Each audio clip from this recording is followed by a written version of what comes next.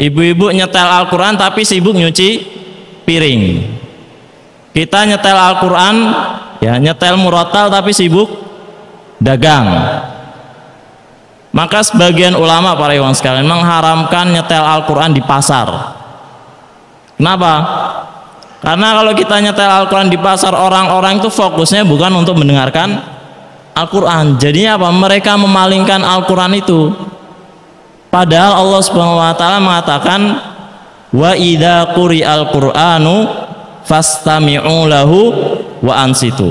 Apabila dibacakan Al-Quran, maka dengarkanlah. Ini perintah para ikhwan sekalian.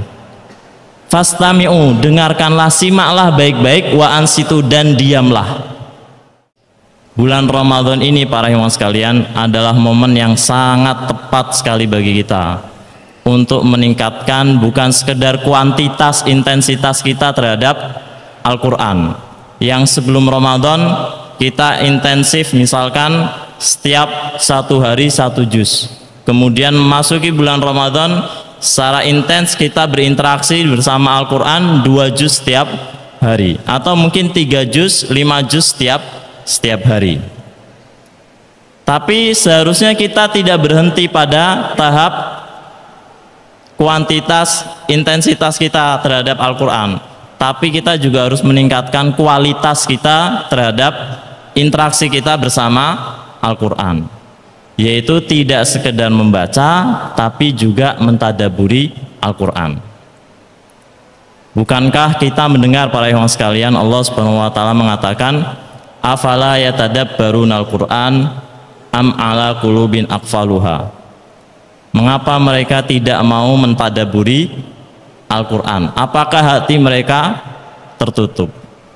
Rupanya kita memahami bahwa keengganan kita di dalam mentadaburi Al-Quran itu disebabkan karena hati kita tertutup. Na'udzubillahi min dzalik. Dan rupanya kita memahami para ikhwan sekalian dari ayat itu bahwa selama ini mungkin interaksi kita dengan Al-Quran itu tidak membuahkan keberkahan di dalam kehidupan kita, karena kita hanya membatasi hubungan kita dengan Al-Quran itu sekedar membaca.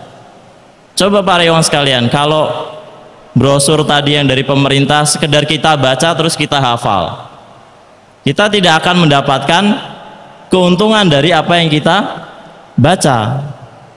Seperti itu pula harusnya interaksi kita dengan Al-Quran, kita tidak sekedar membaca tapi kita terapkan dalam kehidupan kita sehari-hari.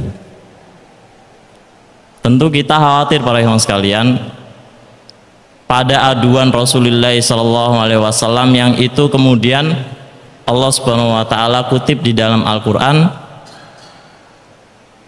sesungguhnya kaumku ini ittakhadhu hadzal qur'ana mahjura. Mereka menjadikan Al-Quran itu dipalingkan.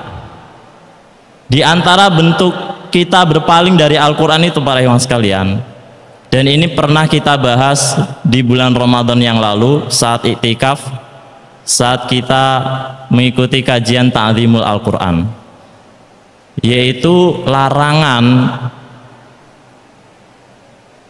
nyetel tilawah atau murattal Al-Quran tapi tidak untuk kita dengarkan para ikhwan sekalian, sekedar hiasan saja. Jadi kita setel kemudian kita sibuk.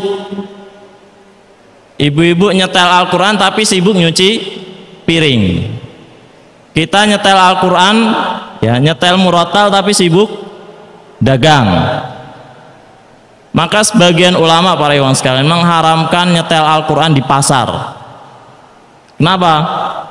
Karena kalau kita nyetel Al-Quran di pasar, orang-orang itu fokusnya bukan untuk mendengarkan Al-Quran. Jadinya apa? Mereka memalingkan Al-Quran itu.